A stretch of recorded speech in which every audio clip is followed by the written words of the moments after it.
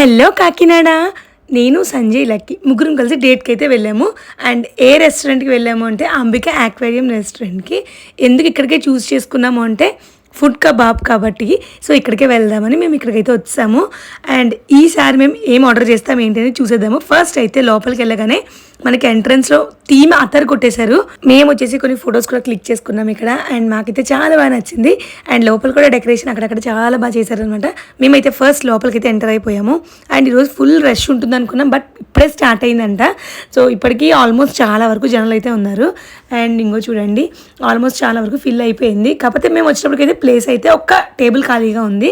So మా కోసమే ఉంది అని అనుకున్నాం. వెంటనే అయితే మేము సెటిల్ అయిపోయామన్నమాట. అండ్ డెకరేషన్ చూసారు కదా, పైన అంతా కూడా భలే బెలూన్స్ తోటి చాలా బాగుంది. వ్యాలంటైన్స్ డే థీమ్ అంటే ఇట్లా ఉండాలి అనిపించింది అనమాట.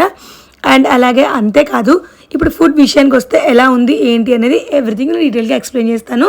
ఇక్కడ ఇదొక విషయం అయితే అన్ని టేబుల్స్లో కంటే నాకు ఈ టేబుల్ అయితే చాలా బాగా నచ్చింది. బికాస్ అంతా చుట్టూ రెడ్ థీమ్తో ఉంది కాబట్టి సో ఎవరైనా అట్రాక్ట్ అవ్వాల్సిందే. ఇంకా ఇప్పుడు ఫుడ్ విషయానికి వచ్చేస్తే ఎప్పుడు చెప్పలేదు, ఫర్ ద ఫస్ట్ టైం మేము వచ్చేసి జింజర్ స్వీట్ కార్న్ సూప్ అయితే చెప్పుకున్నాము. టేస్ట్ చేశాక నాకు అర్థమైంది ఏంటి అంటే కనుక, సో దీంట్లో ఘాటు వల్ల మనకి చాలా బాగుంటుంది. థ్రోట్ ఇన్ఫెక్షన్స్ ఉన్న వాళ్ళకి కానీ వాళ్ళకి చాలా బాగుంటుంది. అండ్ మేము వచ్చేసి స్టార్టర్లో చెఫ్ చేసే వెజ్ స్పెషల్ అయితే ఆర్డర్ చేసుకున్నాం స్టార్టర్.